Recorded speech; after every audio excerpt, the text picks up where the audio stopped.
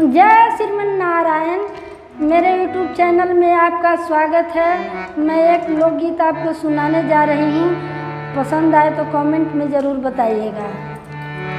नैहरा में रानी बड़ा रे सुख कईनी, नैहरा में रानी बड़ा रे सुख कईनी, बड़ा रे सुख कईनी। खेले के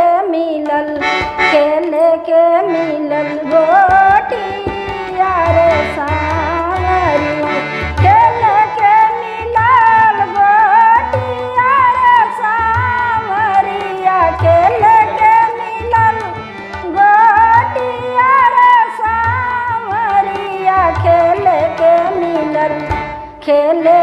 मिलल गोटिया रे सावरिया, खेले के मिलल गोटिया रे सावरिया।